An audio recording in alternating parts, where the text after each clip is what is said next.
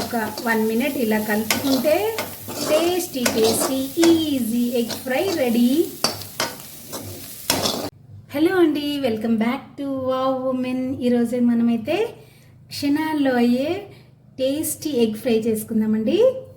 3 teaspoons oil తీసుకున్నానండి, కొంచెం జీరా, ఒక పచ్చిమిర్చి, ఒక 4 ఉల్లిపాయలు కట్ చేసాము, ఒక చిటికెడు సాల్ట్ వేద్దాం, తొందరగా వేగిపోతుంది ఉల్లిపాయ.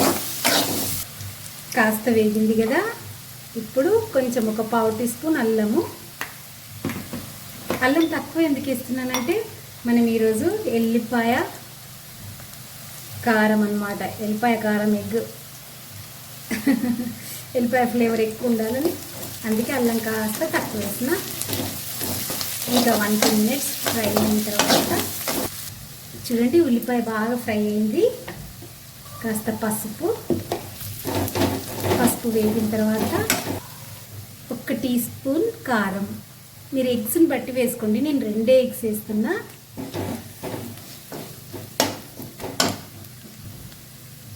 తగినంత సాల్ట్.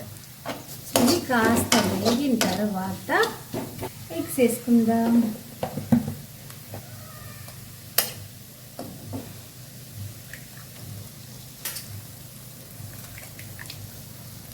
ఎగ్స్ వేసుకొని వెంటనే కలపొద్దు, ఒక్క 1 minute అట్లా పెడదాము.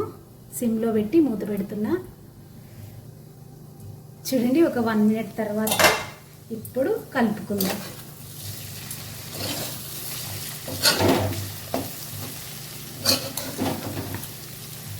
ఇప్పుడు మనం ఎగ్ బుజ్జిలాగానే చేసుకుంటున్నాం, కానీ వెంటనే కలిపేస్తే కొంచెం స్మెల్ వస్తుంది. కాస్త అటు ఇటు ఫ్రై అయిన తర్వాత అప్పుడు మంచిగా కలుపుకుందాం. చూడండి ఇందులోనే కొత్తిమీర వేస్తున్నా. లాస్ట్లో వేయచ్చు, కానీ ఇప్పుడు వేస్తే మంచి ఫ్లేవర్స్ పడతాయి. కాస్త ధనియాల పొడి కూడా వేస్తున్నాం, ఒక 1/2 teaspoon ధనియాల పొడి, వేయించిన ధనియాల పొడి. ఇప్పుడు బాగా కలుపుకుందాం. అటు ఇటు కాస్త వేగుతుందా.